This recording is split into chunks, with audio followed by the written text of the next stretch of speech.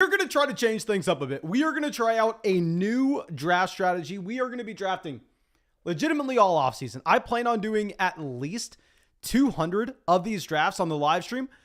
So now when it's May, this is the time to test things out. This is the time to get tuned in, get ready for everything. Let me go through, set up the draft, and set up this live stream. Literally should take me 30 seconds tops. Yes, this is going to be on Underdog. Everybody should know this by now. And we are going to do this as a Best Ball Mania draft. So if you are unfamiliar, Best Ball Mania, this is going to be the tournament style draft. We are drafting with 11 other people. The first and second place finishers in our 12-team league will then advance to a tournament style bracket for the fantasy football playoffs, where there's some life-changing money at the top. So I'm excited about that. Obviously, our odds of winning $2 million, very, very slim, but a man can dream. Okay, you can't hate me for dreaming. Let's get this pulled over. We have that chat pulled up. And here, if you have not entered yet, you're going to go to Best Ball Mania. And if you want to get in a private draft just with people in the public lobby, if you want to just go draft with your friends,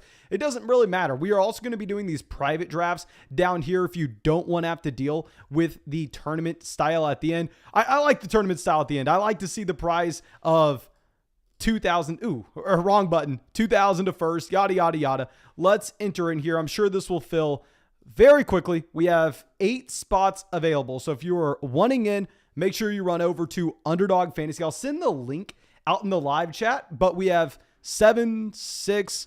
These fill legitimately in like 5 seconds. So I'm sure that we don't even need to get this link out here. And this is kind of how it is during the day as well. If you want to just go hop in a draft, not on the live stream, if you go, you know what, Mason, I'm terrified of you. I'm terrified of drafting against you. I understand it. I understand. Of course, I'm joking. But nonetheless, if you want to hop in a draft in the public lobby, you can always do this just in the middle of the day. And they fill relatively quickly as well. Usually it takes about 3 or 4 minutes for them to fill. Okay, but come on. Give us something good. Give us something good. Give us something good here. The 110. We got it. I think we can... I think we can operate from here. We got Thomas in this draft. Thomas is out in the chat as well. Please, everybody, make sure you go to the chat right now. And if you think our videos are good, I promise you they would be horrendous if it was not for Thomas. Thomas edits every single video. We'll do it at like 3 a.m. in the morning for us. So please, if you can, everybody spam the chat. Say, thank you, Thomas. Thank you, Thomas. Thank you, Thomas. Okay. So now that that's out of the way, I'm assuming Thomas is going. Jonathan Taylor at the 101. We got War Rocket out here. We have Mind Tricks out here. Mind Tricks was talking about wanting to get in a draft with us the last live stream. Happy you're able to make it in. Okay, hate seeing these names. Hate seeing Post Dylan. Hate seeing Luke. I'm happy they are at least a few spots away from me. Like, it would be significantly worse if they were drafting like the 109 and the 111. At least they're in the middle of the draft and we don't have to go right next to them. Okay. Thomas on the clock at the 101. I'm assuming we're going Jonathan Taylor, and I know we titled this video that we have that new draft strategy. I am going to be revealing it near the end, okay? Because I don't want to say what we're doing right now. Clearly, there are people in this live stream that are in this draft with us. We'll just be going pick by pick here, giving some real up-to-date analysis with what I'm thinking. And Mars says, I joined locals last night, had to show my support to the big dog. Thank you, my man, of course, so much for supporting the channel. Taylor goes to the 101. And I've even had this conversation with some other people, part of the flock. People asking, okay, Mason, are we sure Jonathan Taylor repeats as the running back 1 this upcoming season? Are we sure we can take him at the 101? No, it's not a guarantee. Of course, if you ask me, Mason, hey, you got $100 to bet. Are you going to bet Jonathan Taylor's running back 1 this upcoming season? Or are you going to bet that it's a different run? Of course you bet the field. Of course you bet the field when it could be one of Austin Eckler, Derrick Henry, Najee Harris, Christian McCaffrey, Saquon Barkley. It could be so many different players. So no, it's not likely that Jonathan Taylor is the running back 1 this upcoming season. But the issue is, how the hell are you going to pick someone else? Like, are you going and making a bet on someone else? Okay, Jamar Chase, Justin Jefferson at the 105, the 106. Derrick Henry at the 107. I think we may. You know what? Let's see what top dog here. He has the red badge. If you're drafting in a league with the red badge, you got to be worried. You got to be worried. He goes Najee Harris at the 108. I'm probably going to surprise some people with our pick here. I'd imagine we surprise some people.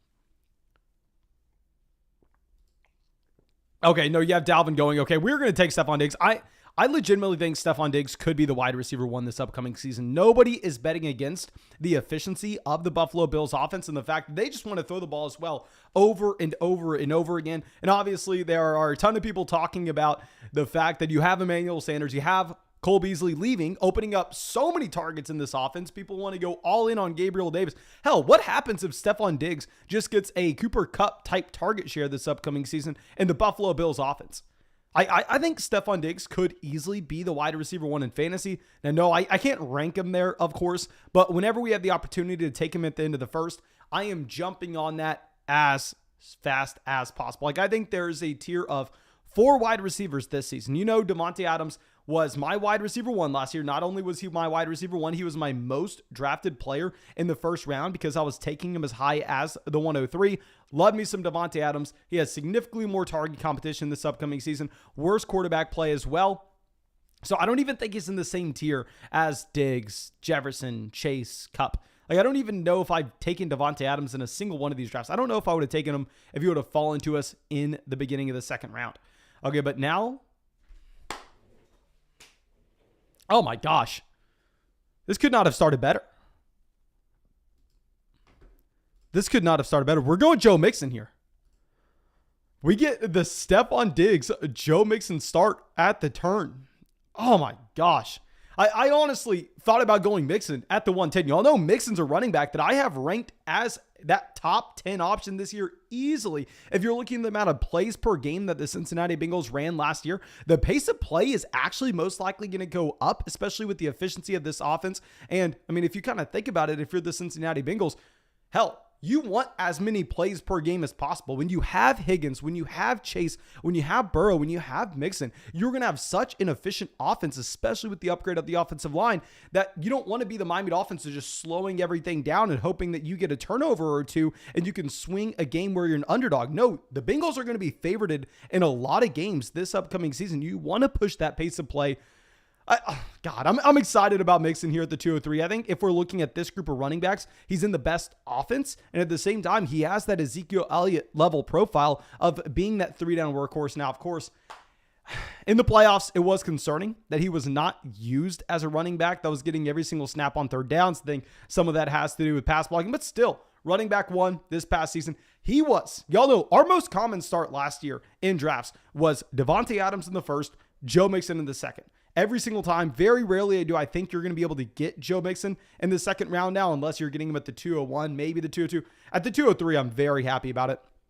Now, Tyreek Hill, Deebo Samuel go at the 208 and the 209. Javonte Williams at the 210. And real quick, if you have not dropped a like on this live stream yet, please make sure you go down, drop a like on this stream. And also, if you have not signed up for Underdog Fantasy, where we are doing this draft, make sure you go to the link in the live chat, the link in the description, the link in the comment section. You'll find it everywhere. Go sign up to Underdog Fantasy with promo code FLOCK. They will match your first deposit dollar for dollar up to 100 with promo code FLOCK. You will also get our 2022 rankings. You'll be able to get into drafts with us in the stream. You'll be able to get into drafts with your friends, drafts in the public lobby. Have some damn fun in your life and go sign up for Underdog. Okay, so Thomas on the clock here. Let's see what he decides to do. Leonard Fournette at the 212. Let's see. Oh, we're going to be put in an interesting spot once we get to the 3-4 turn. Now, this is something that we have seen since Basketball Mania Open. You are getting Mike Evans earlier and earlier and earlier in these drafts. Like, Mike Evans went from being a player that you were consistently getting like the 302 and the 303. We were calling him one of the best values in the entire draft, which very, very rarely are you getting the best value in the draft at the 302, the 303. But now, when he's the 205, I think he's appropriately priced. I can't be coming out here and screaming, oh, Mike Evans, massive value. Look at the volume you'll have in Tampa. Look at the consistency you have with Mike. I think it's a fair price to pay for Mike Evans at the 205. A.J. Brown at the 304. And of course, y'all know what we're wanting. We're wanting Josh Allen. If Josh Allen somehow made it back to us at the 110, we would be the luckiest drafter on the planet. My issue is, I think, top dog here with the red badge. I'd be surprised if he lets it happen. But It does. We're getting a dance party going. We're going freaking nuts. Okay, I'll tell you that right now. Okay. Ooh. Thomas starts. 3 running backs in a row. Taylor, Fournette, and Saquon Barkley. Keenan Allen goes to the 306. Oh, if Keenan Allen would have made it to us, I would have been ecstatic as well. Obviously not as excited as if Josh Allen did. But if you look at Allen's ADP of 25, very, very, very rarely are you ever going to expect Josh Allen to fall this far. Luke went Michael Pittman. I don't get the Michael Pittman love, if we're going to be completely honest. I kind of talk about it in a Dynasty video that comes out in 2 days. And also, I apologize if my voice sounds disgusting. I just recorded a ton of videos, so I apologize if my voice sounds gross. Let me slide this down. I apologize for y'all not seeing that. Let's see where Top Dog goes. Hopefully he doesn't auto. If he autos, it's giving him Josh Allen. Please don't auto draft. Please don't auto draft. Come on. Take anyone else. We're 1 away. We are 1 away, ladies and gentlemen. He does not have a wide receiver. Okay, that sucks. And honestly, I'm not even excited about grabbing Waddle here. Now with Waddle, it's better than where he's being drafted previously. The issue is the offense is going to be so damn bad with... I know people get upset when I call Tua Tagovailoa. I know people get upset when I call Zach Wilson bad. I shouldn't be crying about getting Jalen Waddle here, pick 34. But it's whatever. Compared to the possibility of getting Josh Allen, it sucks. It definitely does. Okay, so let's see where this team goes. They went Devontae Adams in the first, Mark Andrews in the second. Hopefully they go Akers. They go Breece Hall at the 312. I don't hate it, but you never see it. You never see Breece Hall going in this range. Breece Hall, a lot of the time, is going in the 5th round. I think it's great if you're talking about building a unique team. If I'm picking at the end here, like at the 312 or at the 101, that's something I do a ton. I'll go to the opposite end of the board and say, hell, not many teams are going to have the combination of Devontae Adams and Breece Hall. That's going to matter when you get to the tournament at the end of the season. Okay. We'll see what Brink does. Kelsey, Mike Williams, CeeDee Lamb. Kelsey, Mike Williams, CeeDee Lamb. Hollywood Brown. You know what? We are going to stick with our plan coming into this draft. I was screaming that he was one of the most, like, both Jalen Waddle and DK Metcalf, we have been screaming about being overvalued for a while now. So I know people are going to probably get a little pissy with us when we go through and drop Metcalf at the 4th. But this is later than he was going. I want to go with a wide receiver here. So we are starting our draft. Diggs, Mixon, Jalen Waddle, DK Metcalf. Keep in mind, this is a best ball format. Have to start 3 wide receivers. So I really wanted to get another receiver in this range. Akers, I think, is going to fall a little bit down these draft boards. I like Cam Akers a lot, but I think once we get closer to the season, you'll actually be able to get Akers a little bit closer to the middle of the 4th, whereas his ADP right now has him at the end of the 3rd. Zach says Hollywood at the 403. I probably would have gone with Hollywood Brown over DK Metcalf. Darren Waller goes at the 406. Interesting that you have Cam Akers continuing to slide. Akers was the best player available as soon as you had Josh Allen off the board. Maybe Jalen Waddle was 1 slot higher than him, but definitely Cam Akers had the higher ADP than Mike Williams, Breece Hall, and all these guys in the 4th. Robert says, finally caught a live one with you, Mason. Love your fantasy takes. Thank you, my man, for coming out to the live stream. I appreciate all of y'all out here right now. Like I said, I'm going to do these way more often. I just have too much fun doing these. And literally, I was at the gym again this morning, and I was like, oh my God, I want to fire up an underdog draft. I want to get in these. But you have 150 cap on the amount of Basketball Mania drafts you can do. And I was like, okay, if we have 150 cap, and we're probably going to be doing like 3 or 4 of these a day once we get to August, we should probably save them all for the live stream. We should probably make sure that we're sitting on our hands, not drafting at the gym, instead being responsible and doing it on a live stream. But you have Amari Cooper going at the 411. Let's see what Thomas does. 3 running backs in a row. JS says, how different are these picks compared to redraft? The main difference is what I'd say with these best ball formats and redraft is roster construction is going to be so much more important in these best ball drafts for you. And B, you are going to wide receivers slide up your draft board. Wide receivers are going to be going earlier in these drafts than they will be in your traditional redraft leagues. On top of this, where you'll be seeing the second tier of quarterbacks going, where you'll be seeing people take their quarterbacks 2s and 3s. Obviously, you're not doing that in a regular redraft format that has access to the waiver wire, but here, because you don't have access to the waiver wire and it's going to be the best ball lineup format, you are going to see those quarterback 2s slide up, as they should.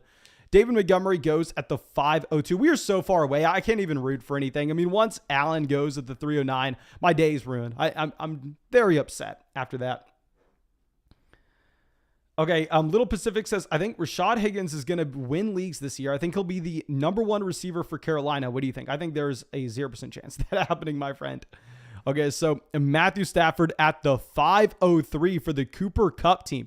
Where was Matthew Stafford's ADP?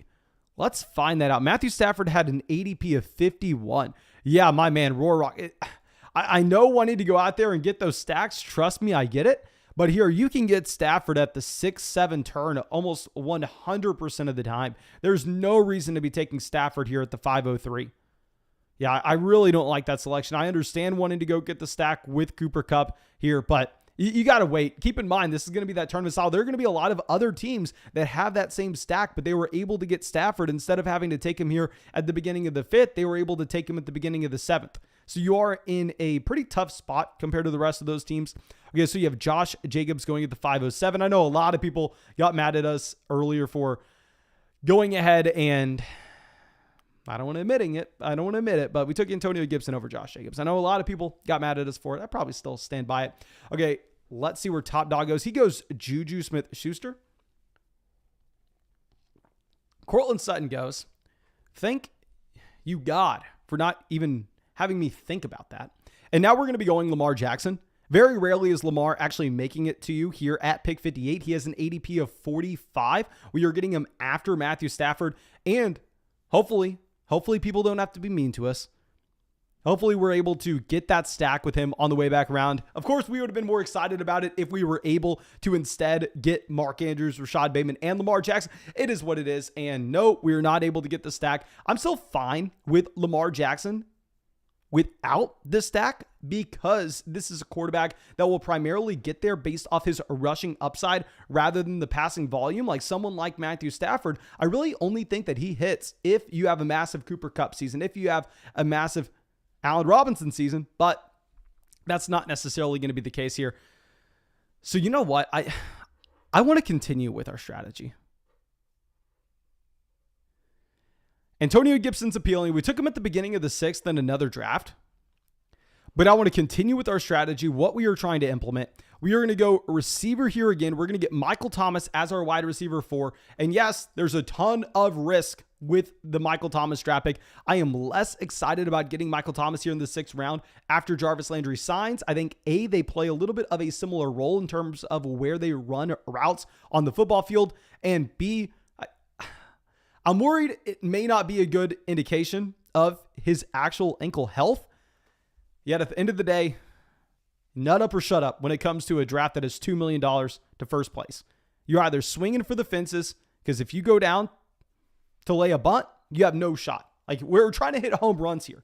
You can't go up and try to hit a single. So we're going to go Michael Thomas at the 603. You have Brandon Cooks, Treylon Burks, Elijah Moore going directly after him. So we have a little bit of a wide receiver run happening here. Good thing we have 4 wide receivers on this team. Uncle Andy says you can stack him with Duvernay later. I got you. We'll go with Devin Duvernay. We have him in a ton of these drafts already.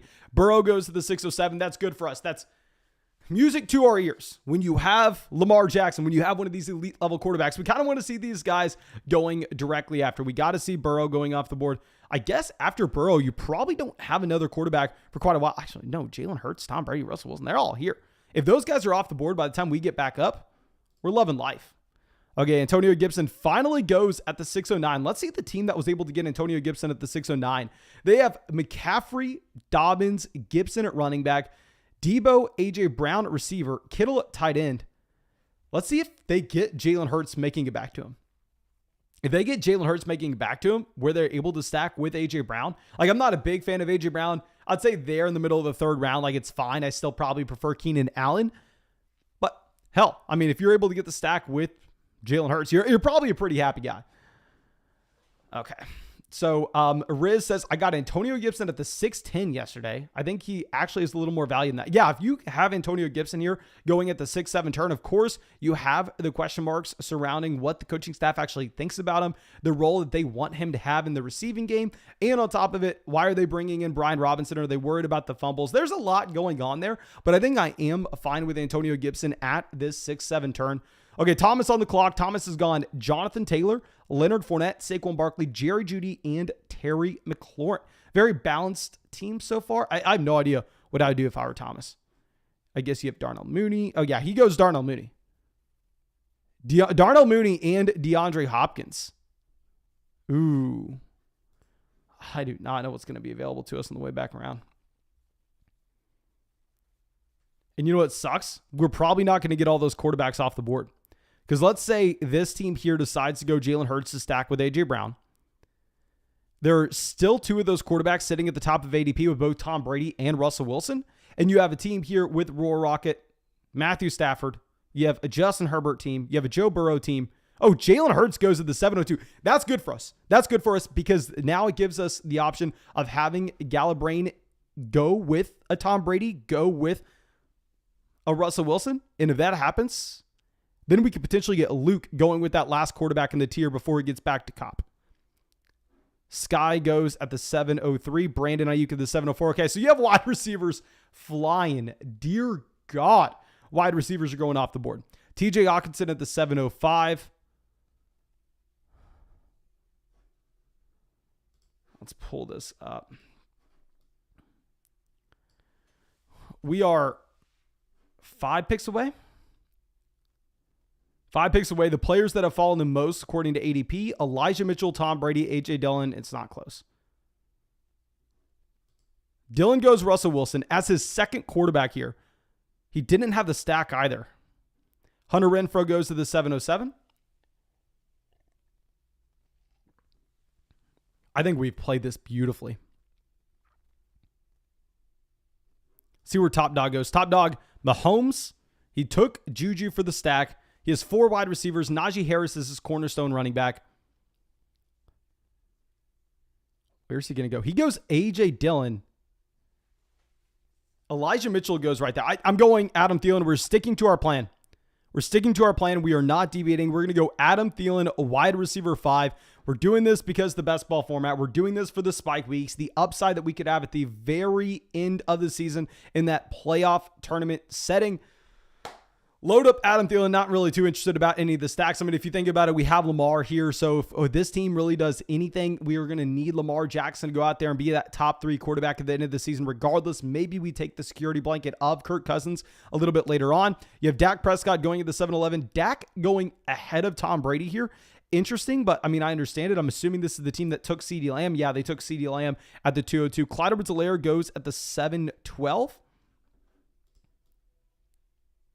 What we could do as well.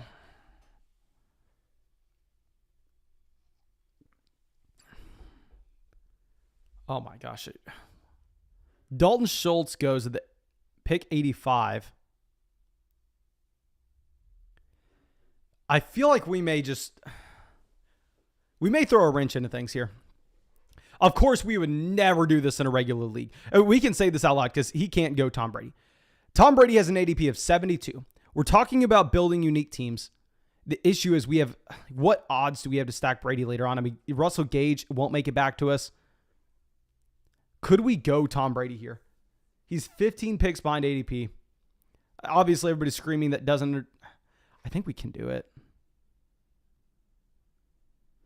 We won't. We're going to stick with a plan. We're sticking with the plan. We're chasing those spike weeks. Oh, this is getting nerve-wracking. Let's see how it goes. Yeah, some people in the chat wanted us to go with Tom Brady there. We're going to go Lockett. If you're looking at how the wide receivers are getting dried up, I understand Lockett is a very boring pick. We have Metcalf here, though. We're going through and we're saying, hell, what happens if Seattle brings in Garoppolo? What happens if they bring in Baker? What happens if somehow the Seattle Seahawks offense is better than advertised? Then we'll be able to benefit in both Metcalf and Lockett based on where we get them in the 4th and 8th rounds. Remember, these are players going both in the third last year. Of course, that was with Russell Wilson. Even if they get Jimmy Garoppolo, they're not going there again, but they will rise up dramatically. I want to continue to hammer in these wide receivers. You have Tom Brady going at the 805.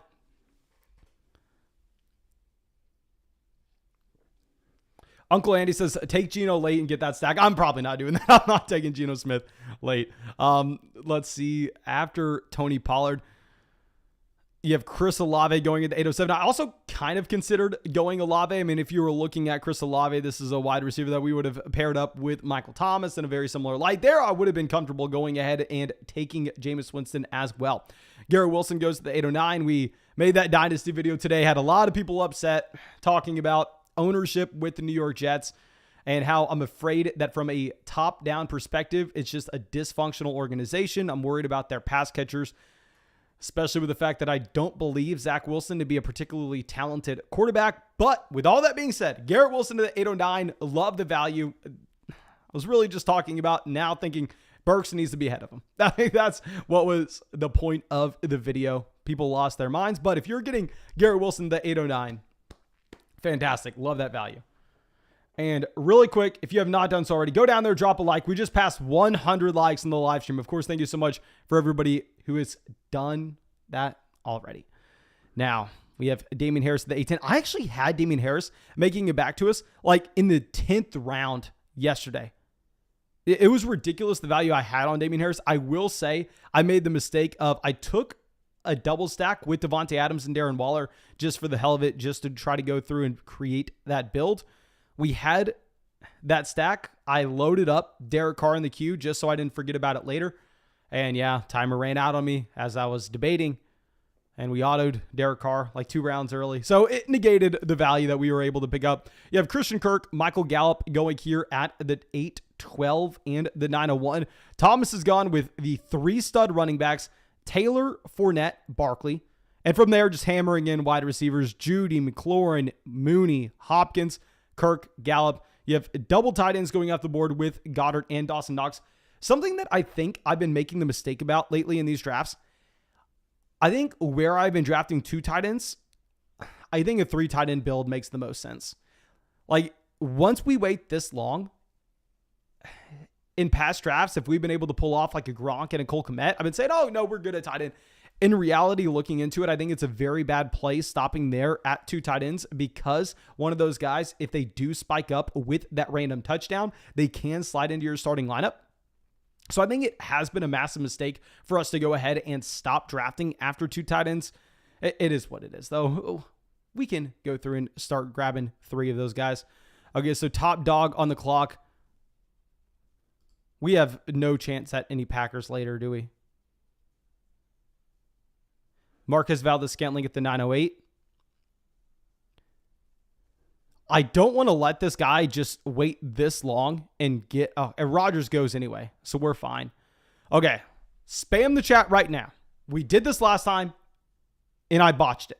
Do you want James Cook or Devin Singletary? Spam this chat right now. Right now, please. Spam the chat here. Spam the chat. Cook. Okay. Looks like people are wanting Cook. Yeah, Thomas says Cook. Everybody's saying James Cook. We went James Cook. Okay, we didn't mess it up this time. Last time, everybody was spamming James Cook, and we ended up going Devin Singletary. We're going James Cook as our running back, too. I do not think James Cook is a talented running back. I think James Cook is a bad running back. He's undersized. He's a BMI of 27.8, weighs less than 200 pounds. Really, the only players that are able to overcome that lack of size. Austin Eckler, end of list. Like, it's pretty gross, but the thing is, when you're playing in Buffalo, you just have so many trips to the red zone. We saw Devin Singletary come away with like 6 touchdowns through the last 4 weeks last season. It is what it is. We're just going to take a shot that has the draft capital in a fantastic landing spot. Alexander Madison goes at the 10:01. Okay.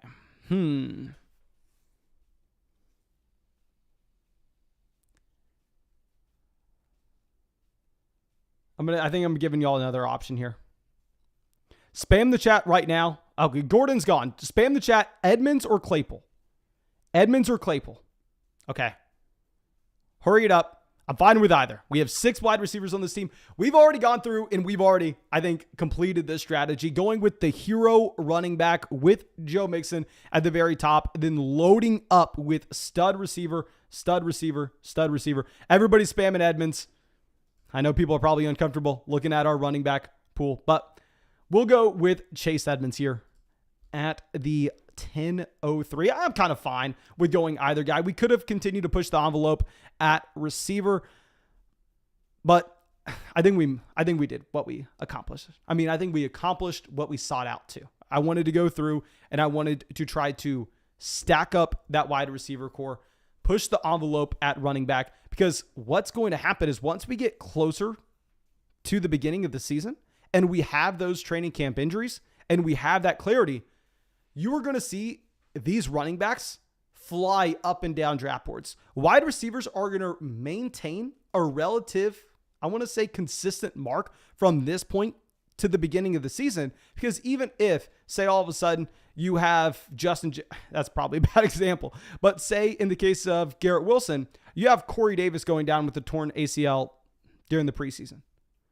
or you have beat reporters saying, oh my God, Garrett Wilson, he looks like rookie season Randy Moss. He looks like rookie season Jamar Chase. Beat reporters are coming out and saying that. Garrett Wilson slides up 2 to 3 rounds, probably. But what happens if we get reports out of Buffalo where people are saying, you know what? James Cook is the unquestioned bell cow running back. James Cook is the starter in Buffalo day one. Expect him to see a 3-down workload. James Cook at that point is probably a 4th round pick. And we can say the same thing with players like Alexander Madison and Melvin Gordon, where what happens if week 1 of the preseason, he's not going to be out there week 1, but what happens during training camp if Dalvin Cook pulls at Cam Akers, tears his Achilles? You have Alexander Madison as a 2nd round pick in these drafts. So when we're drafting this early, you have to know that a lot of these teams you take, they're going to be completely dead. This team, we went Stephon Diggs in the first. If Diggs is hurt before the season, boo freaking who. Everybody had the same information available to them. Sucks that we got unlucky. I'm going to be drafting a ton of these teams. But what we need to be doing is we need to be using that volatility to our advantage and say, if these wide receivers can't go up that much and we are trying to build a super team, we are trying to build a juggernaut, we should probably at this point of the offseason, now that we've had the NFL draft, now that we've had free agency, this is the point to start hammering those wide receivers early to be able to stack up on those volatile running backs here once we get to rounds 9, 10, 11, 12. That way we can try to take advantage of that volatility and the uncertainty that we have with certain depth charts at this point. Okay. I hope that made sense. I hope we were clear with that strategy that we are going to have in a lot of these drafts. I think we want to go through and hammer in these wide receivers when we know the situations are going to be in and not much is going to change, and pray that we just take as many shots on these lottery running backs, and a couple of them we hit. We were just collecting scratch-off tickets, trying to win that $2 million prize at the very end. Okay, so let me go through and let me show off the draft board for anybody who just now came in. Thank you, of course, for everybody who decided to spend their night with me. I appreciate you. I hope we get you in another one of these drafts, and maybe we can do another one after this. Let me know if y'all are having fun, and maybe we can get into another one after this one. Okay. Cole Kmet goes at the 11:01 by Thomas. Hate you, my man. You knew we were going to Cole Kmet. We were at least hoping to go Cole Kmet. In a very similar scenario, like you're looking at Rashad Penny, you're looking at Ramondre Stevenson. What happens if Damian Harris just all of a sudden gets injured before the season starts? You have Ramondre Stevenson skyrocketing up draft boards. Whereas if Jacoby Myers goes down, does Devontae Parker really slide up at all? Not necessarily. Okay, so coming in on pick 130, I'm actually excited about a lot of these players in this range. Okay, Ronald Jones goes at the 11:06. We got three. Hey, we have James Cook, Chase Edmonds. We good. We're chilling. We're chilling here. Okay, so Luke, 4 running backs, 4 receivers. He has the elite quarterback and the elite tight end as well. He goes Kirk Cousins at the 11:07. I probably would have gone Cousins if you would have made it to us, considering that we had Adam Thielen, and it would have been a fine value as well. We're not reaching for that stack. Now, there's no way in hell we're going to go quarterback. We're going to be waiting for a quarterback on the next go-around. Top dog Najee, A.J. Dillon. They go Rachaad White at the 11:08. Very popular big. Rachaad White lands in a great spot, obviously, behind Leonard Fournette, but he should have a small passing game role from day one. And if Fournette were to go down, he steps into one of the best offenses in the NFL, and he has that elite receiving skill set. Okay, so the teams between us, they all have 4 receivers. Mostert goes at the 11:09. Is there a bigger gap between Golladay and Jacoby Myers? Or Dameon Pierce and Michael Carter? I think there's a bigger gap between the running backs. So I'm going to go ahead and probably just take Dameon Pierce here. And they'll be able to get a wide receiver on the way back around, or if we like one of these tight end values. So let's go Dameon Pierce as our running back 4. He has an ADP of 122. We're getting him at pick 130. And real quick, how about this? We are on round 12. We have like 250 people watching this live stream. I can see how many total views the live stream has had. Live stream's had about 1,000 views. If this live stream gets over 200 likes, we will get another draft going after this one. We'll have our first back-to-back draft. You can kind of tell my voice is going out a little bit, but we'll have an extremely long live stream. Get this to 200 likes and we'll get another one going. Okay, Isaiah Spiller at the 11-12. Completely fine with it. We have 4 running backs at this point. Honestly, I don't really care. So Michael Carter goes here as well. That team has 5 RBs. Interesting. Very rarely are you going to see that a team ever. I honestly hate this draft. I got to go out and say it. I am not a fan of that draft. Yeah, I think we go Gesicki. I know we're not doing it for the stack. Yada, yada. Actually, we have. Ooh, we can backdoor our way in here to a Tua stack. Tua hasn't, maybe Tua's gone. There's no way in hell Tua's gone, is he? Okay, Tua's already gone. It is what it is. I guess we're loading up on Miami Dolphins regardless. I guess now we have Edmonds, Waddle, and Gesicki. Just talking about how Tua Tagovailoa is a bad quarterback, but I guess we're all in on Tua in this draft if this team's going to be anything. Who took Tua? Who took Tua from us? I'm assuming the Tyreek Hill team. Tyreek Hill here went at the 208 Mind Tricks. Yeah, he goes Tua Tagovailoa at the 11:05. Goes with him right ahead of Kirk Cousins. Can't hate it. Can't hate it. Okay, so Will Fuller goes to the 12-4. Let me know, where do y'all think Will Fuller ends up signing? Where do you think Will Fuller ends up going? Because if Will Fuller does indeed go ahead and sign with the Cleveland Browns, of course, he's probably not going to play many games. You will be lucky to get 8 games out of Will Fuller. But we've seen 40, 50-point weeks with Will Fuller and Deshaun Watson before. That is in the range of outcomes. I don't even know where else would Will Fuller go. I mean, I could say maybe the Saints before they sign Jarvis. Who else is desperate for that field stretching option? Will Fuller goes to Buffalo, just ruins everyone's dreams of Gabriel Davis. I think Will Fuller, if Will Fuller somehow managed to stay healthy, which he can't, I think Will Fuller is probably better than Gabriel Davis. I can't even think of anything else. Can't go to Denver. Packers. Okay, Packers would be a great option. I mean, yeah, you have Will Fuller going to play the Marquez Valdez-Scantling role. You have Christian Watson trying to play the ex-alpha wide receiver role. I don't even know if Lazard can. They could figure that out. I love the Will Fuller Green Bay call. I guess, really, yeah, the only landing spots for him are probably pretty good at this point. You have Jarvis Landry, Jamison Crowder going at the 12:08 and the 12:09. Zachary says the Pats. I would have said the Pats, but I mean, they went out there, they drafted Thornton in the second round. They traded for Devontae Parker. Yeah, they gave up nothing, but they essentially just signed him. If you want to look at it as that they just traded for him to take on that contract. They have Jacoby Myers. I guess maybe they could still bring him in. Yeah, I guess they could bring him in. But the reason they drafted Thornton literally is just so he could stretch the field. I mean, Thornton is a wide receiver that was drafted in the second round only because, and I repeat, only because his 40-yard dash time. I feel like Will Fuller's obviously a much better version of that, but kind of the same role. I guess you could end up having him just sign for 1 year and then kind of show the ropes to Thornton. I guess that would probably be best case scenario. How many rookies do we have on this team? Is it just James Cook and Dameon Pierce? I'm saying that because I kind of want rookies on this team. No, so quarterback, we have Lamar. I love that value we got on Lamar Jackson. Running back, we have Mixon holding it down for us. Mixon holding it down for us as our RB1. We are just throwing crap at the wall, praying we hit a running back 2 with James Cook, Chase Edmonds, and Dameon Pierce. Probably don't have it, but come on, we're shooting for upside. Look at this wide receiver room here.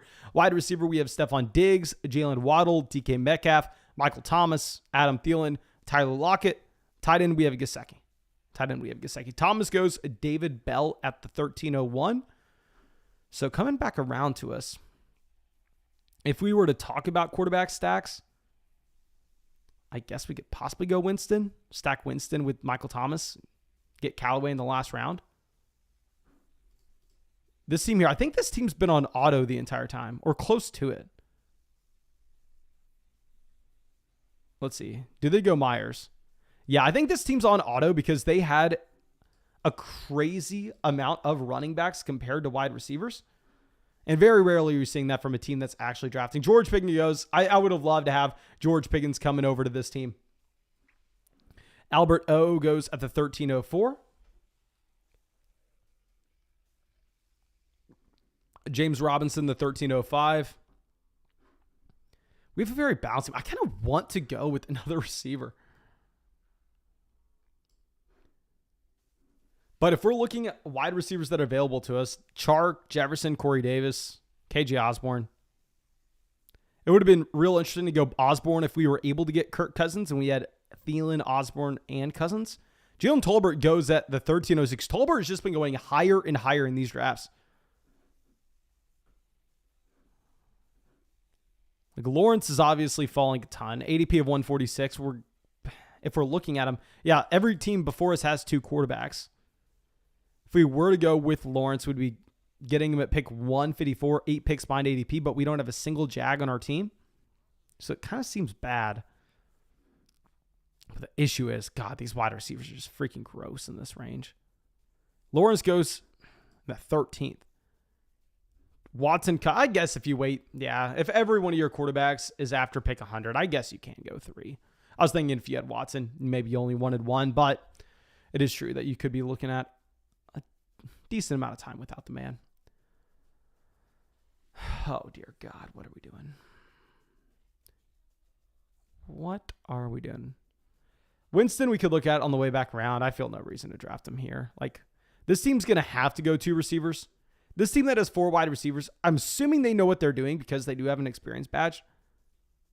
So if we are wanting to grab a receiver here, really this tier is our only option. Chark's fallen 5 picks behind ADP. I think Chark's a very bad wide receiver, but the thing is, if we're talking about spike week potential, it is what it is. I'm not taking Chark because he's Chark. I'm taking him because it's a best ball format. We want a wide receiver here because this team's going to have to go with the receiver position. Yeah, they have to. I would be so surprised if they pass on 2 receivers here.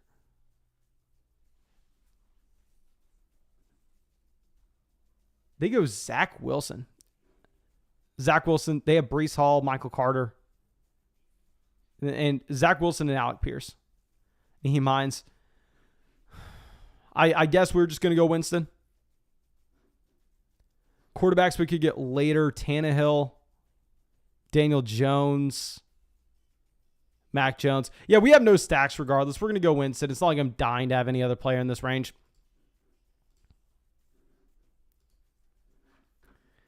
Okay, so let's slide this down. And Dylan coming out. Thank you, my man, of course. As someone's trying to trade me his 102 Josh Jacobs and his 2023 first for my 105, 107 and a player to be named probably Bateman or Marquez Valdez-Scantling.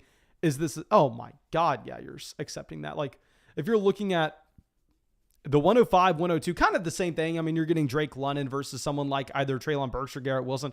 All pretty much the same there. But if you're looking at trading the 107 for Josh Jacobs in a 2023 first, even if you throw in Marquez Valdez, easy trade. Please go through, make that deal. And if y'all want another draft after this, we got 4 more rounds. Please go down there, drop a like. If this stream gets to 200 likes, we were 25 away. We are going to get another draft going right after this one. Van Jefferson goes at the 1405.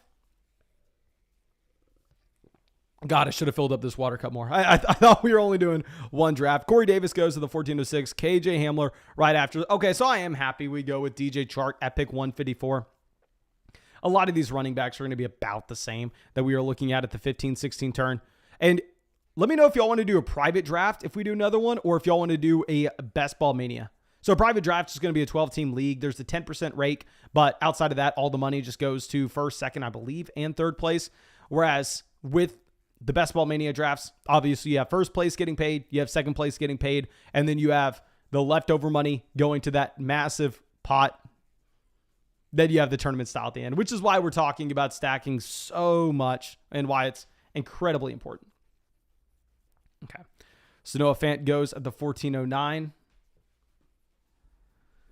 We do probably take 3 tight ends here. So if we're going to take 3 tight ends, I'm probably going to go ahead and maybe wait another round or two, because we're done with quarterback. We have our 2 quarterbacks, and when we take Lamar Jackson, you're only taking 2 total. Higby at the 1407. Muddy on site says, is it crazy if you draft Antonio Brown in the 17th round? I don't think it's bad to draft Antonio Brown in this. Now, one thing I will say, because I've also heard people talking like, oh, you should grab Breeze at the very end. You should grab Baker at the very end. You do need to ask yourself, what happens if this player announces next week that he is 100% playing this season? He signs with the team, or in the case, Jimmy Garoppolo gets traded, Baker Mayfield gets traded, Antonio Brown signs with the Steelers. Probably unlikely, but I'm just saying, what if? We're playing the hypothetical game. Because if that happens next week, keep in mind, there are going to be a ton of teams in this tournament that are then going to be able to draft them. So are they then drafting that player in like the 17th round, which would be the case with Baker Mayfield? If Baker Mayfield gets traded to Seattle, Baker Mayfield's probably not going to be going higher than the 15th round, 14th round at the very most. So are you gaining a significant edge by drafting him in the 18th now? And you can ask your same question about that with Drew Brees. You can ask your same question about that with Antonio Brown. With Antonio Brown, I would say if you were to sign in a favorable spot, you could potentially see that ADP slide up to being a 10th round pick next to guys like Allen Lazard. So you would have a lot of room to profit. So it's an interesting theory. If we were a lot closer to the season and there were less of these drafts to get kicked off for the overall pool, and the ownership percentage of someone like Antonio Brown would be lower, I'd be more excited about it. But the issue is, if you make that call now, like, how much space is there for you to actually profit off of it if you're right? Corey says, keep one, Hunter Renfrow, Cordell Patterson, and Dawson Knox. Thank you, my man. I would say it does really depend on your league format overall. I probably would go to Cordell Patterson, however, if he does have running back eligibility, because there's no reason to not assume that he's going to have that same role that he did last year, and Hunter Renfrow. I think if you're looking at the production with Hunter Renfrow, yes, he had a stretch where he was a league-winning wide receiver. He was a wide receiver 1. But you had Henry Ruggs done for the season. You had Darren Waller injured as well. So his top target competition was Bryan Edwards, who the Raiders just let go of. So what are we talking here? Like, I don't get what the hype is with Hunter Renfrow. I know everybody wants to claim that he's one of the best route runners in the league, yada, yada, yada. I think he benefited from a situation where there was no target competition in the slightest last year. Now he's going to be going up against Darren Waller and Devontae Adams. Okay, so Thomas goes Tyrion Davis-Price. I honestly don't even mind it. I mean, if you're looking at Tyrion Davis-Price, he has more invested into him than Elijah Mitchell does. And if you look at a raw prospect profile standpoint, I think that him coming out of LSU is probably a little bit better of a prospect profile than you had with Elijah Mitchell. Not to say he's going to be a better running back. I'm not trying to say that at all. Heel Herbert goes to the 1504. We have 4 running backs, so we do want to be taking a few more here. We have 7 receivers. We need to be taking probably 2 more tight ends. We need to be going ahead and taking 1 to 2 more running backs. Could be an interesting argument on how many more RBs we're supposed to take.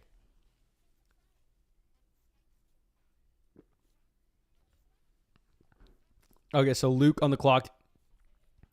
I don't even know where Luke goes here. 6 receivers: Thomas, Elijah Moore, Hunter Renfrow, Russell Gage, McCole Hardman, Corey Davis.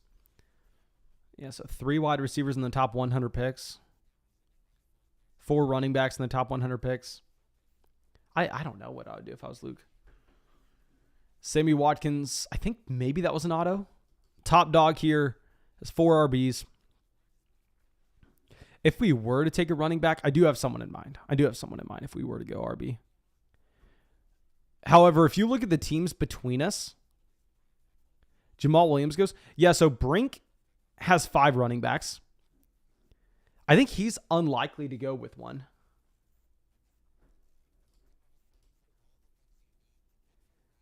And, oh my God. We waited too late on tight end. We waited too late. I think he's unlikely to go RB regardless. But we probably have to just go ahead and take Brian Robinson here. I mean, if they want to go take Evan Ingram and Austin Hooper, be my guest. It's not really going to affect me. I think they're about the same if you want to let one of those players fall to us. And someone asked, why is Marlon Mack so late? If you look at the efficiency on a per-touch basis, Marlon Mack, obviously he didn't have the role last year because of Jonathan Taylor.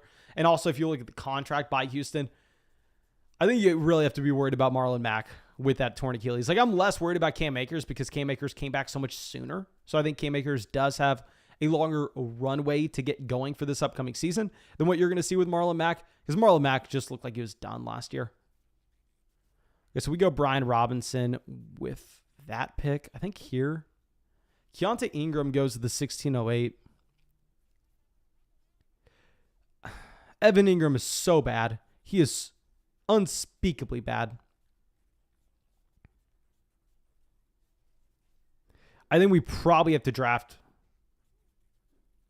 especially if we're wanting to grab a receiver at the very end. Like if we're wanting to grab someone like Marquez Callaway so we can get the double stack with Jameis Winston, or if we're wanting to draft a Devin Duvernay so we can get a single stack with Lamar Jackson.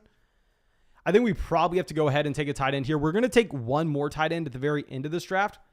It's gross regardless. And yeah, it looks like we're only 5 likes away from going ahead and getting another draft after this. So thank you, of course, for everybody who's gone down there and dropped the like. Looks like we'll be doing another one. I'll do another one regardless. If we get the 5 likes, we're right there.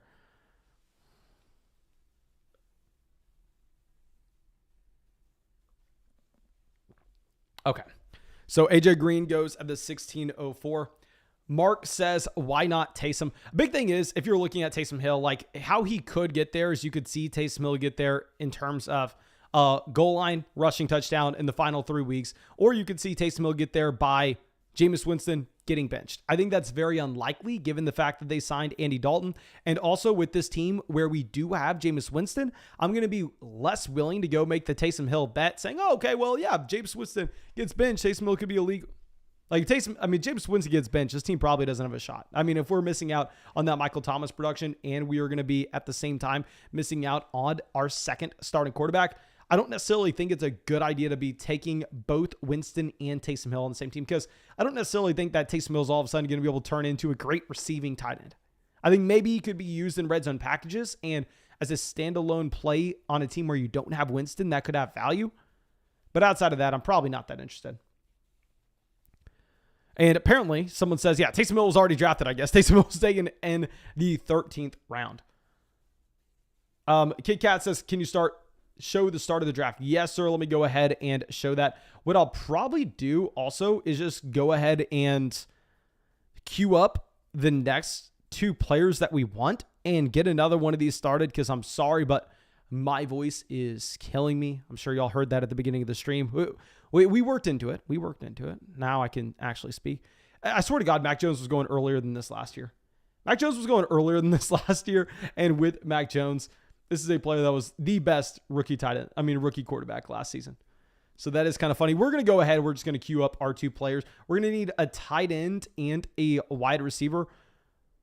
Our wide receivers will queue up these 3 guys just in case somehow they make it back to us. They're probably not going to, however, so we're also going to queue up Devin Duvernay. And where is Callaway? Callaway obviously is a lot worse than the other wide receivers in this list, but I really like taking a wide receiver that's not getting drafted in every single league. That way we get a unique build that way, and on top of it, we have the Winston stack. Okay, in terms of the tight ends we can go with here, not too interested in Cameron Brate. Tyler Conklin is actually currently being advertised as the move tight end in New York, which is slightly intriguing. But Trey McBride also is not being drafted in these. So we're going to go with McBride, Conklin, I think in a vacuum. No, Brevin Jordan is just so much freaking better than Tyler Conklin, but it is what it is. We'll queue those players up. Let me log out of this and just hop into another one of these drafts right now. Okay, so we are just going to get another one of these Best Ball Mania drafts going. Next time we can do a private draft, we just got to get through this. I am tired, and it's going to be another hour to the live stream. So if you want to get in this Basketball Mania, this is the one with $2 million. The first, we got 5 spots open, 3 spots open, 2 spots open. We are filled. We are filled, ladies and gentlemen. Okay, so let's see where we get now. Hopefully not the same spot. Fired up. Fired up. We are in this. We are in here. 101, Jonathan Taylor. Lock him in. I don't know if we've had a draft from the 101 yet. Marker where it says 300 likes for 3 drafts tonight. My friend, I will say, I think there's probably a 1% chance we could get to 300 likes. I don't think it's possible with it being May. But let's go through. I don't recognize a lot of names. I think Double D is someone that's been in here with us. D Weiss has been in here. Zach is in here at the 103. Top Dog was in the last one. Top Dog, please, if you are in this live stream, if you are a part of the flock, and maybe I do not remember your name from last year, please let me know right now. Spam in the chat. You are Top Dog. So I know if you're in drafts with us in the future, or if you're just an underdog grinder. I'm assuming you're going to say nothing. Okay. Yeah. We're not going to let this time down. We'll just go ahead and we'll draft Jonathan Taylor here at the 101. There is a player that I'm very interested in making it back to us at the 2-3 turn. That is a running back. So maybe we're not going to have the same exact strategy that we implemented in the last draft. Maybe we mix it up just slightly. Because remember what we were talking about last live stream. And I do this a lot. Like if you see me in a regular public lobby, you are going to see me doing this very, very often. The reason I don't do it on live stream is because I know we're going to have a bunch of people hopping into the live stream halfway and going, oh my God, Mason really took player X over player Y. He has no idea what he is doing. And it would be something I would never do in a regular fantasy football draft. But in a league like this, it could be interesting. What I really like doing is say we are picking here in the second round. We have a 2-3 turn pick. If we look at a player that's going almost exclusively at the 3-4 turn, and you think about the tournament setting that we are going to have at the very end of the season, maybe we get a slightly worse player, just a marginally worse player, but it's a completely unique situation where nobody with Jonathan Taylor has him. So an example of that is, let's go ahead and let's scroll down and look at a player that's going to be going around pick 36, 37, 38. So if we go ahead and we take, say, Mike Williams here with Jonathan Taylor, or if we take DJ Moore, Deontay Johnson, Cam Akers, one of these players that never goes at the 2-3 turn and never goes at the 4-5 turn, if we take one of those guys with Jonathan Taylor for the fantasy football playoffs, we are going to be one of the only people that have that combination of guys. Last year, it was very easy to do that with Lamar Jackson and Mark Andrews. You saw people implementing that at the end of the season with Lamar Jackson and Mark Andrews consistently going at the 3-4 turn. This year, there's no Lamar and Andrews that's half that appealing. So it is a little bit tougher, but it is what it is. Okay. So it looks like, I think Top Dog is just one of these underdog grinders. I guess he probably has like 50,000 loaded into his account and he just runs draft after draft after draft. It looks like he is not someone a part of this. Okay, but interesting. You have the Kelsey team going with Mark Andrews. Now, we need to be taking a note of this, knowing that what is probably going to happen is we are going to have more 3 tight end builds in this draft. We are going to have other people pushing tight ends up the board. So we should probably be willing to do the same in terms of if we get, say, a value like Darren Waller or Kittle falling to us.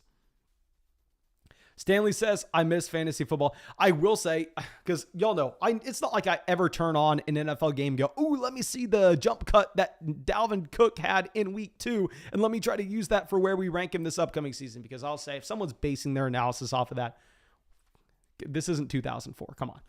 But nonetheless, they were showing an NFL game that I was at in a bar last week, and I was sitting there watching it. I was like, oh my God. I remember when I used to get to watch this every single week. It was so nice. But it is what it is. We're in May right now, so that's not going to we're not going to have that luxury. Okay, so Mike Evans at the 205, Swift at the 206. No surprise picks so far, it looks like. We'll see what ends up making to us. And you know what? I hope we have something happen. I hope we are forced to take a player I'm not that excited about based on his ADP, and I will show y'all exactly how I implement what I was speaking on previously and trying to build unique teams on Underdog, specifically in Best Ball Mania. If you were just in a regular 12-team league that had no playoff setting at the very end, I would not be interested in about it. Okay, Tyreek Hill goes. Let me talk about something I've done before. So I've drafted from the 102 before. Tyreek Hill fell to pick 23. So I went ahead and I took Tyreek Hill at the 211, which is fine. It's whatever. But then at the 302, I reached on Jalen Waddle over players I prefer. You still had a Keenan Allen. You still had a T. Higgins on the board. But I reached to go out there and get that Jalen Waddle type wide receiver to come in, because if you look at the ADPs and look at the fact that Tyreek Hill consistently goes at the 2-3 turn, where Waddle goes at the 3-4, and you only get them at the very ends, the extremes.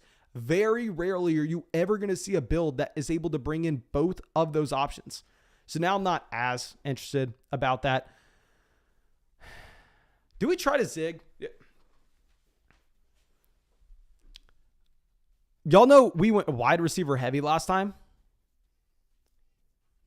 I really want Aaron Jones here. I think Aaron Jones will be a player that you're never getting at the 2-3 turn anymore. Like, starting in a week, I am convinced that Aaron Jones is going to be a mid-second round pick in every single league. If you look at the on-off splits without Devontae Adams, Aaron Jones is legitimately a Christian McCaffrey level player in the receiving game. Like, it is absurd. The thing is, do you go T. Higgins or A.J. Brown?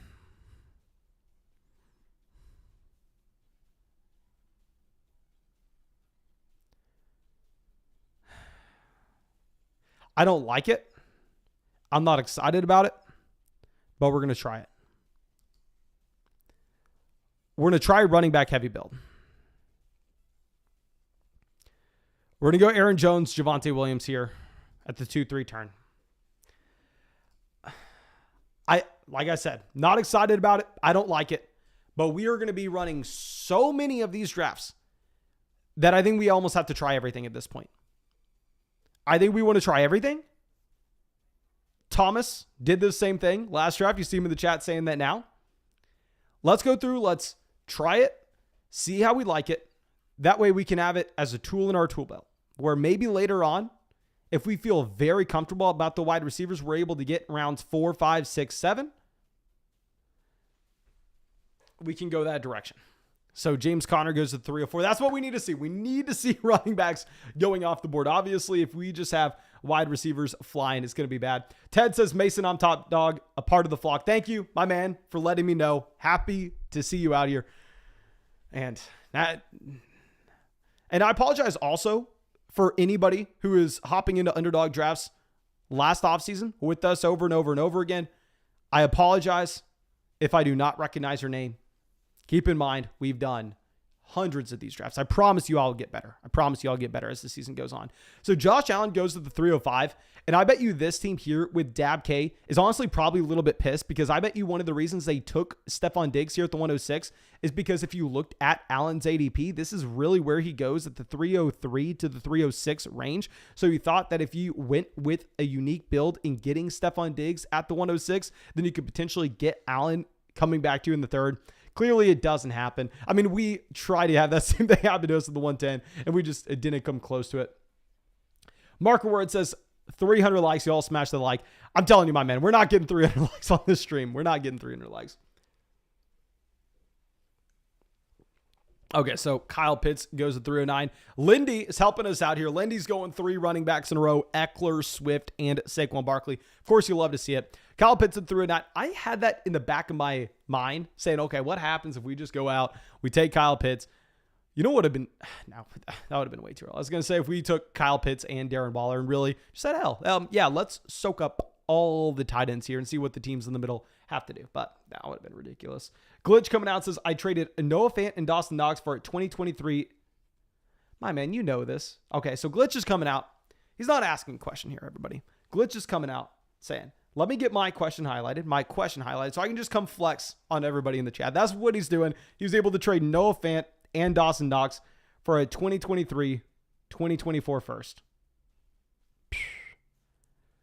That is crazy. That is crazy. Kit Kat says, who are your other tight ends? I don't care if your next tight end on your roster is Austin freaking Hooper. That's a great trade. Okay, so Deontay Johnson goes to the 312. Expect nothing else. I mean, hopefully we get Akers. Like, if Akers comes back around the 4-5 turn, we're probably going to have to take him. But it is what it is. Okay, so Billy Joe here decides to go Mahomes as well at the 401. This shouldn't be that much of a surprise considering you have Travis Kelce here at the 112. But it's just going to be interesting to monitor how this team ends up being built when you have one wide receiver / running back through the first 4 rounds. Seems difficult to pull off. Okay. Dalton says, is Zachary going to go Burrow? Yeah, you know they're going Burrow. They have Chase and Higgins. You have to be so damn excited if T. Higgins makes it back to you in the 3rd round. I guess, you know what? This is probably a combination of Jamar Chase, Keenan Allen, and T. Higgins that does happen. I don't want to say often, but happens a decent amount of times also, poor choice of words, but it happens in these drafts. But I think the way it does is you actually end up seeing T. Higgins go in the 2nd and Keenan Allen fall to the 3rd. But regardless, you're happy when you get that. DJ Moore goes at the 403. It's not like we thought we were getting DJ Moore on the way back around. The question becomes, when we're up, when we're up on the board at the 4-5 turn and we're staring at Montgomery Dobbins, or we pass it on him to go Judy Sutton, A-Rob.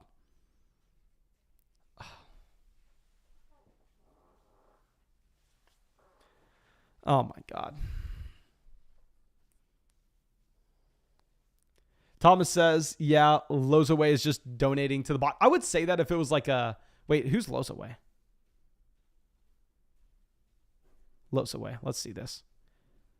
Oh, Terry McLaurin, pick 21. Oh, I did not even see that. So McCaffrey 4, Connor 28, Terry McLaurin in the 2nd round. Interesting. So Mark goes pick 43. Rob is here. He is Allen, Jefferson, Tyreek. Let's see if people are targeting us. You'll know if someone's targeting us if he goes Metcalf instead of Zeke. Actually, I don't want to say that. That's stupid for me to say. I would assume he probably goes running back here because he's going to get... Oh, no, he went Zeke. I was going to say, yeah, you probably go running back here because you're going to get Gabriel Davis on the way back around with Josh Allen. Okay, Lozaway, they took Terry McLaurin in the 2nd. They go Jerry Jeudy. You could have seen anything. Zachary on the clock. Keenan, Chase, Higgins. I think we may end up having to go RB. I don't know if we can go Herbert or Jackson with this team. If we take 4 running backs, then we may be done drafting running backs the rest of the draft. Okay, Zachary, is he autoing? Please tell me he has someone in queue. He goes Montgomery. Okay, so Keener, Chubb, Leonard Fournette. Oh, freak. Okay. No, we're not freaking going RB. Of course we're not going RB. But we're fine with this. We're fine. I'm happy. I'm a happy guy. We're going to take Godwin, wide receiver 1. We're going to go Kittle as our tight end here. What were we talking about earlier? We were talking about potentially moving these tight ends up the board because we ended up having Billy Joe at the end decide to go with Travis Kelce, Mark Andrews. What I think this may do is I think this is probably going to get those tight ends in the middle rounds like Dallas Goedert, like Dalton Schultz, pushed up the board just slightly. Very happy Godwin went at the 412. What I was very, very worried about is I was worried about Zach and Keener deciding to go with Metcalf, then Godwin, and then leaving us forced with the decision to say, do I sell my soul? Do I draft Courtland Sutton? Which the answer to that would have always been no. The answer to that would have always been no. Like, if, say, somehow, some way, my draft got hacked, I drafted 6 running backs through the first 6 rounds. Courtland Sutton fell 30 picks. 30 picks according to ADP. And we were sitting there in the 7th. Based off of pride alone, I am never going to be able to draft Courtland Sutton. Like, Courtland Sutton will be a player that I will not own a single share of in Best Ball Mania. Now, we've had this stance for a while, had this stance in Dynasty. So I will say, when Jerry Jeudy got arrested, oh boy, was I scared. Oh boy, was I was shaken. But looks like everything's cleared. Looks like Courtland Sutton's back to his role as the wide receiver 2 for the Denver Broncos, and everything is fixed. Steven says, I eat a pickle for breakfast. 0 out of 10 would not recommend. My man, that is surprising. I figured anybody would. Of course, nobody would recommend eating a pickle for breakfast. My man. Kyle says, you're not worried about Jerry Jeudy getting arrested. No, if you look at the reports, it sounds like everybody's just dropping stuff with Jerry Jeudy. Okay, so Lamar goes at the 507. We're still hoping we get wide receiver falling to us. Do not be mistaken. We are still behind the 8 ball at the wide receiver position, only having Chris Godwin. Now, I think once we take Kittle here, there's a small chance we can get away with only drafting 1 tight end. I think it will 100% lower our floor. But when we're in Best Ball Mania, the only thing I care about is our ceiling. So we're probably going to stick it with 1 tight end, especially if we are right in my theory that I think the later tight ends actually get pushed up the board here a little bit because Billy Joe went out there and drafted both Kelsey and Andrews. Okay, so you have Travis Etienne going at the 509. Okay, so Stanley says, who's your favorite NFL team? Not going to lie, I don't have one. Back whenever I was a young buck, yes, I liked the Houston Texans. But that was when they had Andre Johnson. That was when they had Matt Schaub. My first fantasy football league I ever played in, I went out there and I drafted Andre Johnson. I drafted Matt Schaub because even when I was a child, I knew that stacking raised your hit rate, and that if we got Andre Johnson right, Matt Schaub was probably okay. Now, of course, Matt Schaub wasn't a quarterback. We should have just been playing the entire year. Probably should have been streaming, but what are you going to do? I was 12. So, yeah, I used to like the Houston Texans, but I started playing Dynasty Fantasy Football in 2014. That's when I started playing in like 20-plus leagues a season. That's when I just looked at rookies and just looked at individual players every single second of my life starting in 2014. So since then, I could care less about the Houston Texans. I probably have watched a total of 0 Houston Texans games in the past 2 years. Mark says, I think he is a Tampa fan. Yeah, so I live in Tampa right now. I'm actually going to be moving back to Texas. I came here, and I hadn't been a fan of an NFL team in I don't know how long, like literally since 2014. And I told myself, I was like, you know what? The Bucs just won. We're going to root for Tampa. It'd be very fun if we lived here and Tampa won. And I'd be watching the Bucs game, and I'd just be like, ooh, how many targets does Chris Godwin have? Like, I can't root for a team. Like, my brain is legitimately broken. Like, even whenever I went to the University of Texas, it was hard for me to sit there and watch the game and go, yeah, Texas. I'm more like sitting there watching and go, oh, football's pretty fun. Like, my brain's broken. Okay. Zach says, so worried the Mixon team would take Burrow. I think you're probably fine with Burrow making it back too. Very interesting to see Jalen Hurts go here at the 506. Obviously, this team took A.J. Brown. I wonder if they're going to be able to get Devonta Smith on the way back around. There's no way Smith is already off the board, is he?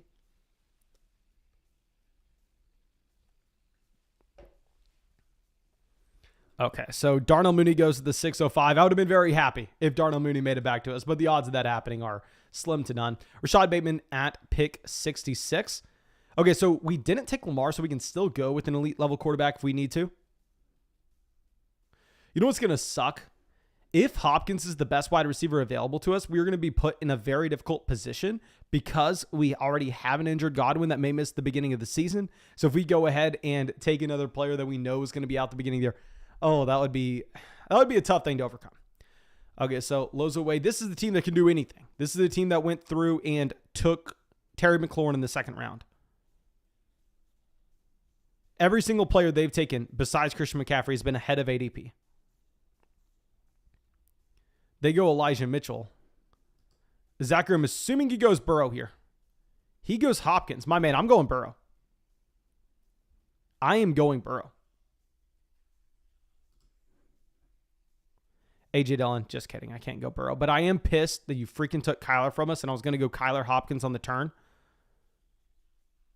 Can I still take Kyler? And I guess we can't get Christian Kirk there. We have to take Drake London here. Drake London's a no-brainer. You know what? We have to go with receiver. I think we're going to have to go back-to-back receiver. I think we have to go London and Amon-Ra St. Brown. Even if these quarterbacks are great values, The issue is, especially when we have Godwin, if our wide receiver 2 on this team is going to be Drake London, you're not assuming that Drake London is going to give you production at the beginning part of the season. Yes, they bring in Jameson Williams. Yes, Jameson Williams will be a more valuable real-life NFL receiver. However, Amon-Ra St. Brown should be able to get those targets underneath. Or we just go freaking Kyler.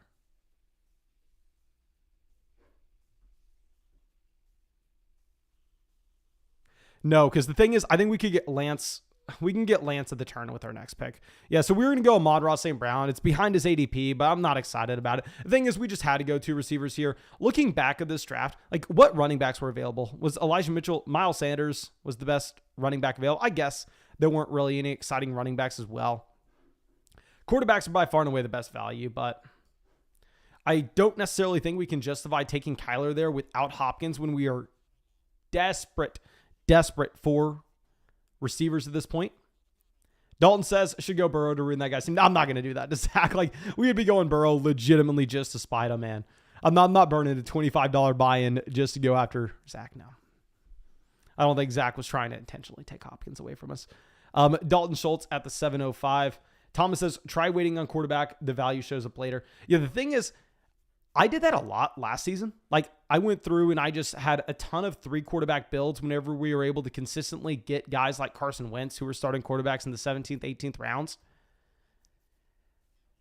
I thought it was the smart play. In reality, looking back, based on some people that were smarter than me that actually went through and analyzed the season, that went out there and put out articles about win rates, it seems like it's not a great idea to be passing on the quarterbacks that have the elite level ceiling and just going through and getting 3 guys that have a starting job and expecting spike weeks to come. Like, it's really weird, but like if you look at that tier, guys like Jared Goff, Carson Wentz, Matt Ryan, those maybe aren't the perfect examples of the players I'm talking about, but quarterbacks going that range, very rarely are you actually getting spike weeks from those players, which is not something that I expected. I figured that it would be easy to kind of just piece together that production. Okay, now that we have a little bit of a wide receiver run happening here, I'm excited. I'm not excited, but I'm happy that we went London and St. Brown at the 6-7 turn. Mark says, Javonte could have a breakout year. Add that 22 points from Jonathan Taylor and another from Aaron Jones, and you're going to be stacked. Yeah, that's asking for a lot, though. Okay, so I think that this team's probably worse than the last team we drafted. If I'm going to be completely honest, we'll see how this team shapes up near the end. Like, if we get a decent value on someone like Trey Lance, the issue is I think we're probably going to have to take Trey Lance at the 8-9 turn.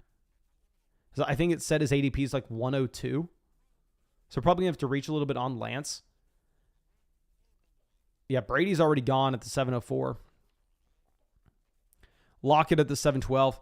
We could go with another running back here, and we could go with a hyper fragile build where we only take 4 running backs, and then we actually have an extra spot for a receiver. That was actually the team that won the first Best Ball Mania draft, was Josh Herzeg, and he went through, he took 4 running backs at the very start, and he did not take another running back the entire draft. Now, it's very hard to advance. It's very hard to get to the tournament if you only draft 4 RBs, especially last year with COVID. But this year, we're not going to have to worry about that. It's interesting. It's interesting. Mark says Aaron Rodgers and Russell Wilson still available. Yeah, but if we're taking Rodgers here, I mean, Christian Watson's already off the board. I guess we actually have Aaron Jones. I wouldn't hate that because you could see a significant amount of Aaron Jones production coming from Rodgers, especially with the receiving touchdowns in terms of spike weeks. Alan Lazard does go at the 804. Okay. So yeah, if you're looking at who's available currently, Denver, we have Javonte as well. Yeah, we'll see if a quarterback makes it back to us. It's completely possible. Okay, so here, top dog. I believe this was Ted in the chat. Let me confirm that. I believe top dog said he was Ted. Yep. Ted goes Sanders at the 805. Okay, so he passes on quarterback. Is there a theory of tight ends going earlier, holding up? So far it is. You have Goddard going at pick 87. Where was Schultz? Pick was 77. Okay, so both those guys went slightly ahead of their ADP. Hawkinson went 15 picks behind. Okay, so our hypothesis on these tight ends going a little bit earlier than expected is holding up. Okay, Road Runner, Pollard. Ooh, I like this. I like this. We could go Dawson Knox and then really, really cause these tight ends to get pushed up the board. Yeah. If we're talking about a unique build as well, I think it could just present some massive values to us later on at the receiver position. If we would like take the last viable tight end here. I don't even know where Zach would go. He goes Kareem Hunt at the 8-10. Keener goes Stafford.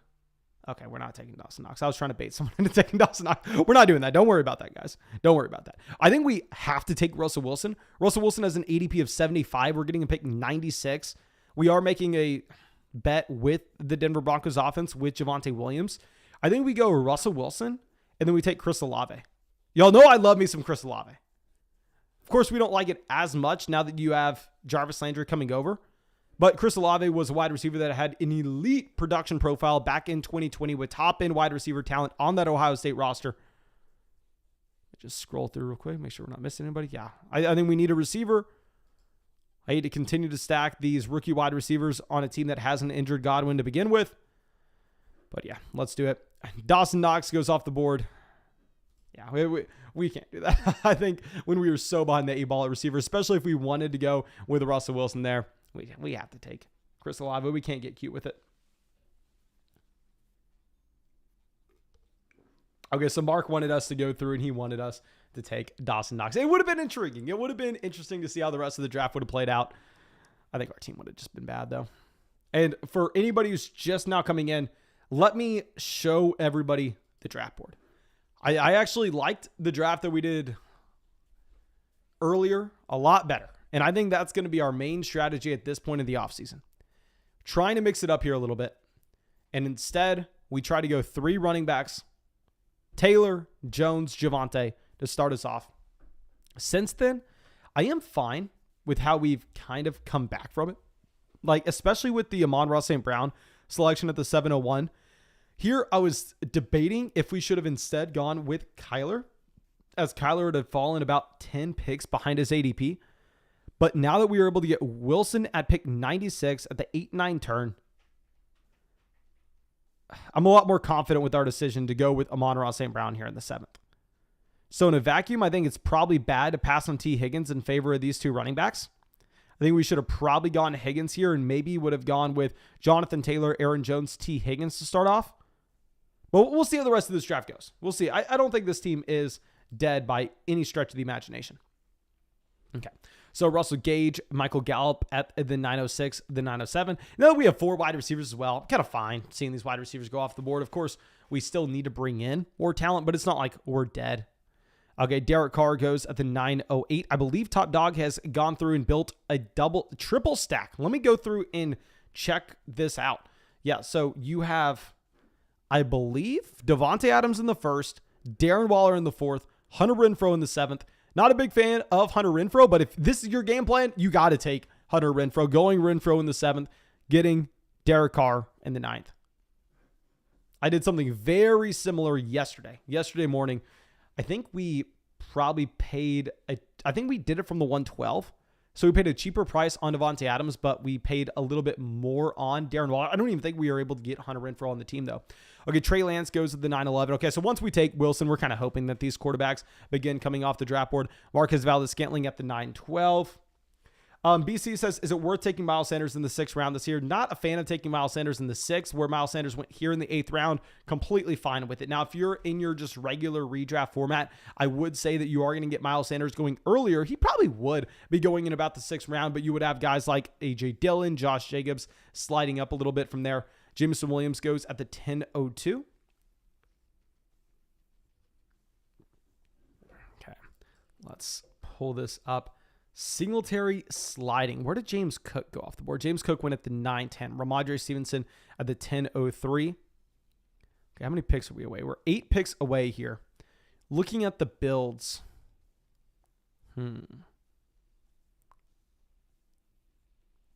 3 of these teams don't have a tight end. I think it's safe to assume Ertz is off the board by the time we're back on.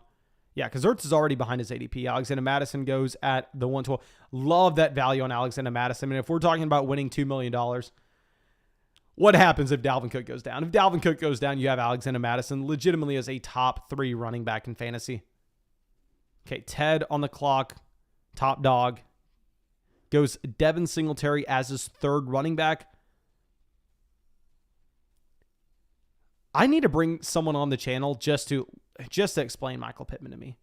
Just to explain what I'm missing. It's like, I love that team from Top Dog. The one thing I don't really get, though, is Michael Pittman. And, I mean, you see Michael Pittman go there in every single draft. So it's not like Top Dog's reaching on him. I just personally don't understand it. Okay. At quarterback, Russell Wilson. Running back, Jonathan Taylor, Aaron Jones, Javonte Williams.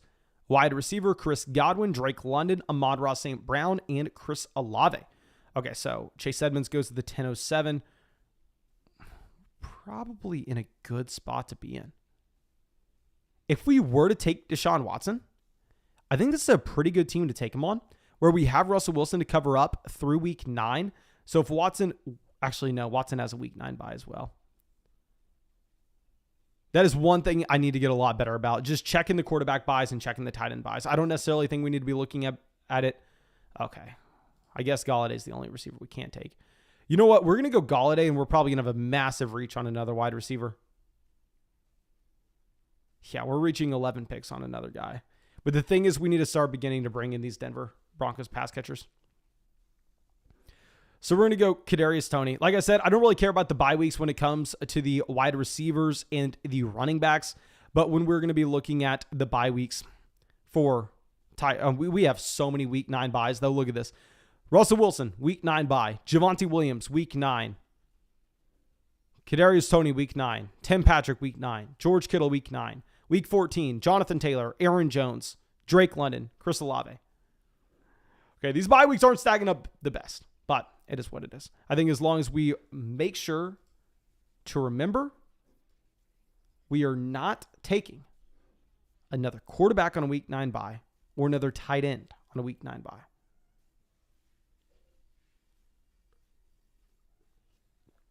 Yeah, I think we kind of have to go Tim Patrick there if we don't have Judy or we don't have Sutton. Especially because we've seen Tim Patrick before have those spike weeks. We've seen him have access to not necessarily a very high ceiling from a season-long perspective, but at least a high ceiling from a week-to-week perspective.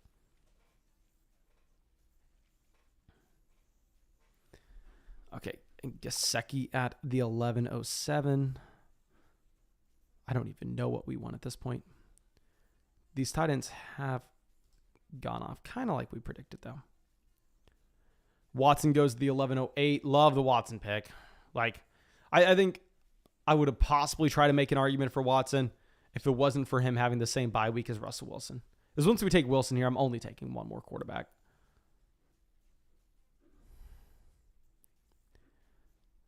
But I also hate picking on the turn like this and saying, oh, I'm only taking one more quarterback, or oh, I'm only taking one more tight end. And then you take that player, and then Keener here knows he never has to take a quarterback going into us, or he never has to take a tight end. He's just able to take wide receiver and running back value, which is a little annoying. Okay, Darrell Henderson goes to the 11:09. We are at the point, though, where we should start to look back at the running back position. I would probably rather wait until the very end of the draft and take 2 more rather than taking 1 here and stopping at 4, even though that is a possibility.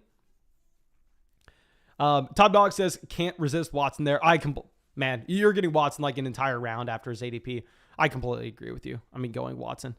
Ronald Jones, the 11:10. Okay, so maybe we made a mistake taking Tim Patrick. Maybe we could have, no, there's no way we could have waited until the 12-13 turn. Tim Patrick had an ADP of about 131, where Devontae Parker's going off the board now. Dameon Pierce, the 11-12. Jarvis. I don't think I've taken Jarvis Landry in a single draft this year. How old is Jarvis? Drafted in 2014 out of LSU. I think he stayed 3 seasons at LSU, or did he stay 4? Let me look this up. Okay. He's going to turn 30 this year. He's younger than I thought. How much money did he get paid? Okay, $3 million deal. Okay, I'm a lot less worried about fading Jarvis Landry now that we see he's only getting paid $3 million, which of that is guaranteed. Okay, it's all guaranteed at signing. But like, who are some? I think Watkins is getting paid more than this. Let me go look at Sammy Watkins. But keep in mind, Jarvis Landry is the perfect example of a wide receiver that's more valuable for fantasy football than... Okay, I was way off here. Sammy Watkins, I believe, is getting paid $5 million in Baltimore. But yeah, I'm an idiot. Please forgive me. Sammy Watkins could get cut from the Packers if we're being realistic. He has $350,000 guaranteed. Oh, dear God. I can't believe I said that. I can't believe Sammy Watkins. I can't believe I said Sammy Watkins getting paid more than Jarvis Landry. Okay, so Isaiah Spiller goes to the 12.05. Michael Carter's still on the board. God. It feels good when all the Jets fans screaming at me how stupid I am for saying, actually, Michael Carter went at the 11.04. Never mind. This is what happens when we're 2 drafts in. I turn into an idiot. Okay. Loso way, don't do it to us. Don't freaking do it to us. Do not do it. Do not do it. Come on. Oh.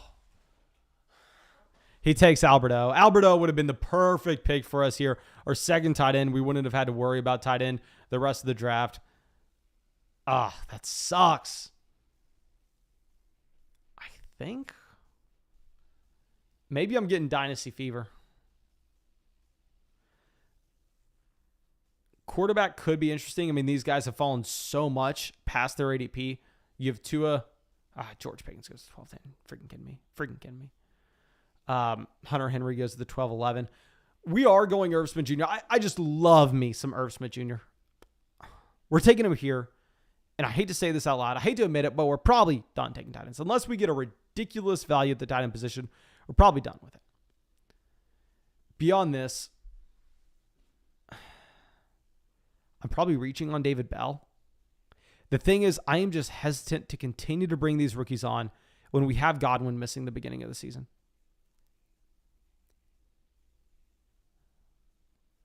Spam the chat right now. David Bell or DJ Chark. Bell or Chark. Bell or Chark. Bell or Chark.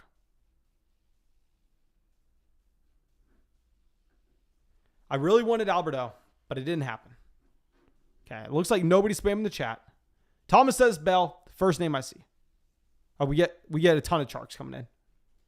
Okay, we got to heart something real quick, or it looks like it was split half and half. We went Chark in the last draft. You know what? We have Amon-Ra St. Brown here. We probably should have gone DJ Chark. Even though a ton of people are saying Bell after that. Kit Kat says baby Chark, do. My man, I should have given you Chark just for that one. Zach says almost went Bell over Pickens. I love David Bell if we're talking about fantasy football. Like, yes, the combine happened. Yes, he fell in the NFL draft because of so. But it's just because he doesn't have the speed. He's not going to be able to impact the Cleveland Browns as much as he'll be able to impact your fantasy team. I think he will be able to command a significant amount of volume. He was hyper productive at Purdue. He broke out at 18 years old with Rondale Moore on that same roster.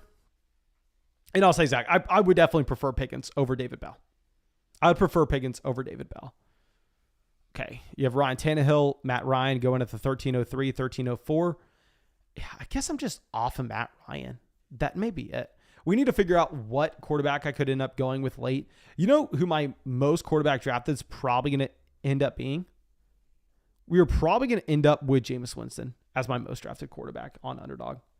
Like, I just always find myself coming away with at least Chris Olave or sometimes Michael Thomas in these drafts. Okay, so Tyler Higbee, Cole Kmet, get these tight ends off the board. Fly them off. Get these guys off. Push receivers. Push running backs down to us.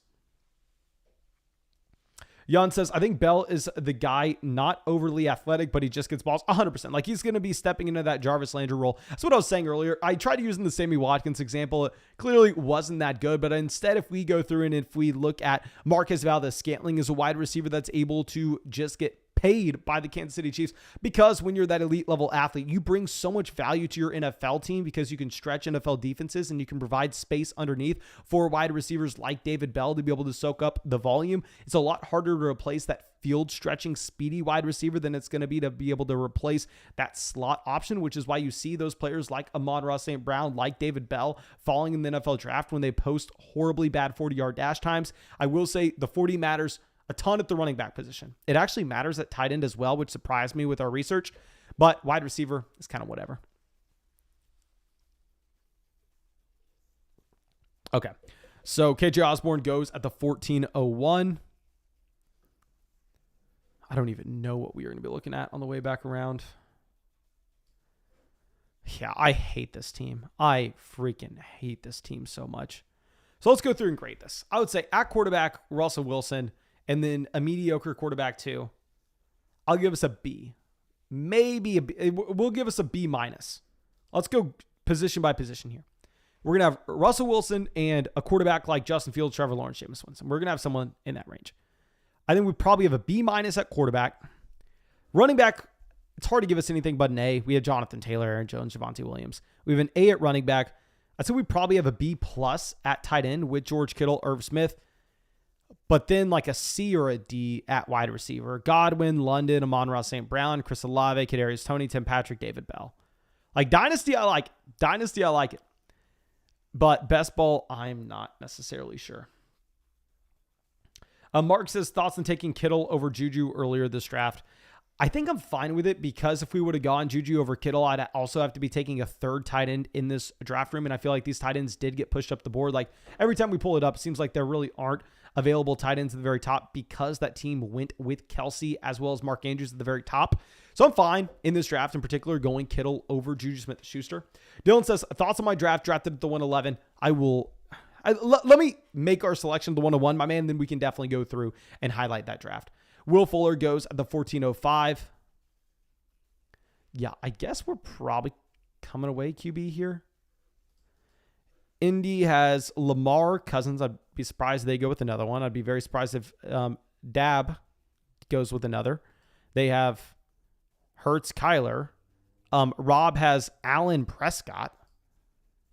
Lozaway has Brady, Ryan. Maybe they go another. Zach has Burrow, Tannehill. I'll be surprised if he does. Keener has Stafford. I guess Stafford, you're probably wanting to add a second quarterback. But yeah, we're going to get one of these three guys making it to us. We could end up going with a fourth running back here as well. Do we have any interest? I guess we could go Hamler for the wide receiver stack. Stack Patrick and KJ Hamler chasing those spike weeks for the fantasy football playoffs. James Robinson goes pick 166. I don't like James Robinson, but that's 19 picks behind his ADP. Almost 2 full rounds.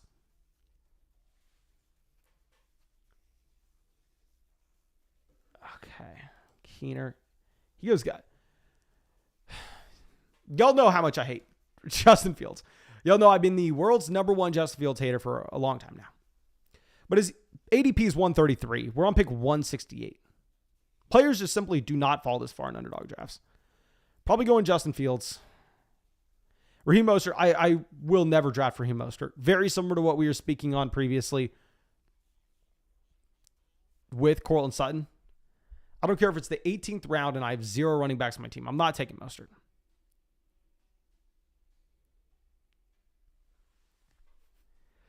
Spam the chat. Do y'all want me to go Tyrion Davis Price or KJ Hamler? Price or Hamler? Spam it now. I'll queue both up just so we don't end up getting auto Trevor Lawrence. First one I see between Price and Hamler, we're going with. Okay, I do not. Hamler. We missed it. Y'all were too late. I want to see what y'all were saying anyway. Most people are spamming Hamler, Price, Hamler. Okay, it looked like most people want a KJ Hamler. This is a KJ Hamler fan friendly stream. I will say that. We've liked KJ Hamler for a very long time. You know what? We probably should have gone Hamler. What am I thinking here? Now we load up Byron Pringle as our last round selection, as the last pick of this draft. Hopefully he makes it there. But Brennan says week 14. Oh, dear God. Okay, no. Tyrion Davis Price is a week 9 bye. He's a week 9 bye. We legitimately listen to our bye weeks. These are our bye weeks on our team. 9, 14, 14, 14, 9, 9, 11, 14, 6, 14, 9, 9, 9, 9, 7. I don't know if I've ever had a team like this before. Oh, that is brutal. That is brutal. It's also brutal seeing these wide receivers run after we decided to go price. Yeah, Hamler's technically not gone, but there's a 0% chance he makes it back to us at the 16-17 turn. And what sucks as well is I think we probably need to end up coming away with another running back. So we're going to go 2 more receivers, 1 more RB. It will be nice that I think we can stop this draft after 2 QBs. Actually, crap. Oh, no, good. We're good. We're good. Our quarterbacks and tight ends have different buys. Okay. But I think we can stop this draft after 2 quarterbacks, 2 tight ends. So we can go ahead and take 2 more receivers. So we're going to be able to, not necessarily have the best receiver core, but we're going to be able to roster 9 of these guys. And if we're rostering 9, I think we're going to be fine. Jameis Winston, 15-12. Of course, when we have our guys, when we have Russell Wilson and Justin Fields, we are really hoping that we end up getting a third quarterback. I can't even speak. We've been live streaming for way too long.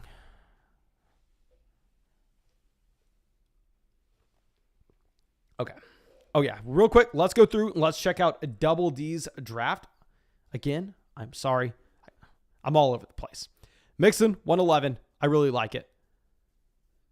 Dalvin at the 202. I like it as well. I guess you really don't have an option. Like, I'm not taking Kelsey over Mixon. Waddle at the 311. I took Waddle at the 311 as well. Breece Hall at the 402. Here, it's no man's land. Breece Hall has an ADP a lot later than this, but if you want to go Breece Hall, I'm fine with it. I took Michael Thomas the last draft at the 511. Hawkinson at the 602. It's a reach, but possibly you're worried about those tight ends going off a little bit earlier. Let's see. Okay, so the wide receivers you would have passed up on, like Elijah Moore, Brandon Cooks, Darnell Mooney. I would have said probably the best wide receiver on the board at this point would have been Brandon Cooks. So let's look at later where you could have gone with the tight end and possibly swap Brandon Cooks, TJ Hawkinson with whatever wide receiver you ended up taking later. Okay, Damian Harris at the 802. I personally prefer Miles Sanders over Damian Harris given the receiving upside. Lance at the 911. I don't care about any stacks. I really like it. I don't care that you don't have Debo. Jameson Williams at the 1002. Devontae Parker at the 1111. You know what? I guess you did play the tight end position correctly. Because where else would you have gone at tight end? You'd have passed on Jameson Williams for like Robert. No, you can't do that. Here, I definitely prefer Dotson. I do not like this pick in the 12th. I understand that the depth chart in Atlanta's cleared open with no Mike Davis. You still have Cordell Patterson. I would have preferred going Dotson here. I'm going to have to go through and make my own pick real quick. Okay. So let's figure this out. Okay, so we're not looking at quarterback, tight end. We're running back, receiver. Probably John Mechie.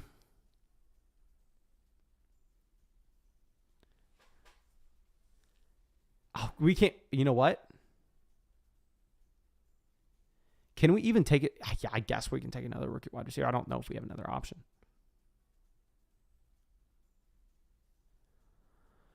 Oh, my God. That's freaking brutal. 4 rookie receivers and Godwin on the team. We'll go Marlon Mack here. Marlon Mack at least has a different buy than these guys like Jonathan Taylor, Aaron Jones, Javonte Williams, Tyrion Davis-Price. And then we're just going to be loading up like Byron Pring on the last round. Probably pretty bad. Okay, somehow it looks like we are about to get to 300 likes. How about this? Can we compromise? And I said there was like no chance we got to 300 likes. We got to 300 likes. I will get another live stream going tomorrow. We'll do another live draft tomorrow night for everyone. Okay. Let me know if everyone's good with that. But let's get back to this team at the 111. Like here, I think in the 12th, you really got to go Jahan Dotson. Tua in the 13th. To stack with Waddle. I guess it's fine. Tua went earlier than this in the other draft we were in. Noah Fant at the 1402 as your second tight end. Done with tight end position. I like that. AJ Green, Kendrick Bourne. I definitely prefer Wan'Dale Robinson, but maybe I'm just way too high on rookie tight ends. That's something I'm not necessarily comfortable saying. You know what? You have to take, like, legitimately look at my draft. I have John Mechie. I have David Bell. I have Chris Olave. I have Drake London. I am probably doing a bad job of separating our dynasty mindset and our best ball mindset. I'm probably doing a pretty bad job with that. Okay, Zach says, can you review my draft? Okay, let's go through and grab Zach's draft. I'm very sorry, guys. I promise you when we get further into the offseason, once we get closer to the season, I'll be doing 3 to 4 drafts every single night. My voice isn't there. Like, I recorded 2 videos today, recorded a couple like, my voice is shot. Especially if I want to live stream tomorrow night. I'll get one going tomorrow night, I promise. Okay, but let's go back into this. Chase, Keenan, Higgins, start off. Obviously love it. I would say, honestly, just take T. Higgins in the second instead of Keenan Allen. Keenan Allen's going to fall to you in the third a lot regardless. Montgomery, Dobbins in the 4th and 5th. I think you could have pushed the envelope. I like the fact, because I have seen people get too cute with it, and I've even tried doing it myself, like taking 2 wide receivers here. I think when you know you can get one of Montgomery or Dobbins on the way back to you, especially if you looked at the fact that I took 3 in a row and also Keener took 2 in the top 3, I would have been interested in potentially going Metcalf over Montgomery and then getting either one of Montgomery or Dobbins on the way back round in the 5th. I think it would have just been an intriguing build with how far DK Metcalf fell down. I think there won't be too many stacks that have those 4 players. I mean, too many builds that have those 4 players. Hopkins at the 610, really like the Hopkins pick. Burrow at the 703. I like the fact that you go and get Hopkins instead of instead of taking the safe play with Burrow. Like, you knew we weren't going to take Burrow whenever Kyler Murray was still on the board. Kareem Hunt at the 810. Like the Hunt pick. Robert Woods, I really like. Man, you killed this draft. Yeah, I love this draft. Get the stack with Woods and Tannehill at a decent value. It would have been very intriguing when you have Pickens to just go last round, Kenny Pickett instead of Ryan Tannehill there. But no, I think it's completely fine. I really like it. And also, yeah, going Hooper and getting the double stack there with Tannehill for cheap as well. Great draft, my man. I really like that. Okay, so let me switch this over here. Chris Evans at the 1803. One thing that I will say is, if you knew who the Cincinnati Bengals backup running back was, if you knew if it was Samaje Perine, if you knew it was Chris Evans, you would have to draft that player in the 18th round every single draft, because that would probably be one of the most profitable picks on Underdog Fantasy this season. Because right now you see those players going so late, but it's because people don't really know where to expect them to land on that depth chart. You don't really know who the running back 2 is there. But if you did, it's fantastic. Is there one injury away from being the bell cow running back, one of the best offenses in football? Yeah, Byron Pringle is the easy pick here when we have Justin Fields. I don't think we have to think about it.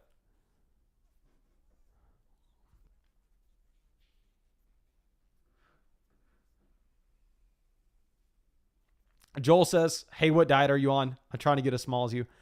I'm on the carnivore diet, except I go out and drink and eat pizza every weekend. That's what diet I'm on, my man.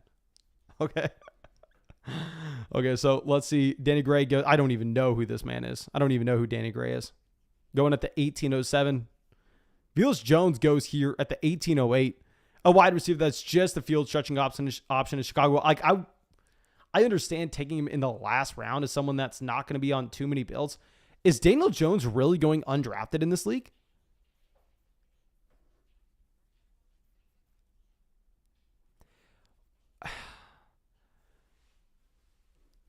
If we were just playing in a private draft where we didn't have the setting that was going to be the tournament at the end, I take Daniel Jones here every single time. Like, the expected points you're getting from Daniel Jones compared to Byron Pringle. You know what? I don't even know if we're getting Daniel Jones the last pick. I think I have to go with him. Yeah, he goes Gaskin.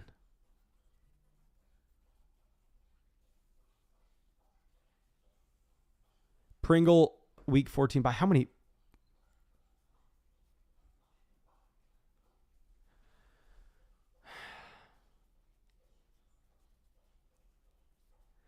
We're going to go Daniel Jones. F it. This could be really bad. But I'm sorry, guys. I am exhausted. I got to walk the dog.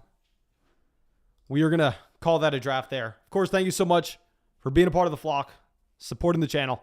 I will get another live stream going tomorrow, possibly one Saturday. We will see. I promise you we are going to get over 200 of these drafts going this offseason. Do not worry about that.